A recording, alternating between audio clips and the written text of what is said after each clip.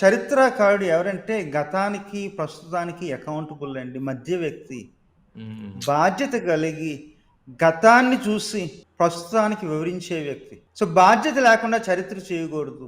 నా క్లాస్‌లోని కూర్చుంటారు.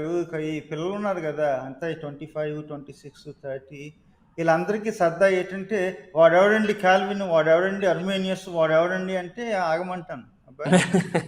వాళ్ళ తరపున వాళ్ళు మాట్లాడుకోలేరు. యాహ్! క్లాస్ రూమ్‌లో వాళ్ళ తరపున నేనున్నాను.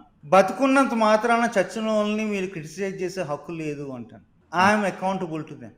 వాళ్ళ యొక్క విట్‌నెస్‌కి, వాళ్ళ వాయిసెస్‌కి, వాళ్ళ యొక్క కాంట్రిబ్యూషన్స్‌కి, చేసిన పొరపాట్లకి నేను మాట్లాడతాను. సో, ప్రస్తుతం మీరు మాట్లాడుతున్నారు కదా! యెస్.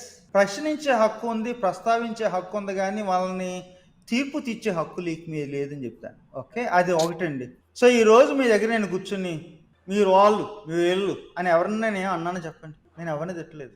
ఓకే. ఇప్పుడు మీరు క్రైస్తవులేటి, క్రైస్తవేతరులేటి, విశ్వాసులేటి, లేదు మేము మా రకం క్రైస్తవులు అనేవాళ్ళేంటి? మీలో కొంతమంది నాస్తికులు ఉండొచ్చు, ముస్లిమ్స్ ఉండొచ్చు, హిందువులు ఉండొచ్చు. మిమ్మల్ని అందరినీ గౌరవించే బాధ్యత, నాకు తెలిసినంత మట్టికి నిజం చెప్పే బాధ్యత నాది. సో, ఆ 2 బాధ్యతలున్నాయి గాబట్టి, గతం ఎడల బాధ్యత, ప్రస్తుతం ఎడల బాధ్యత ఉంది కాబట్టి, నేను చేసేది చేస్తున్నానండి. ఓకే.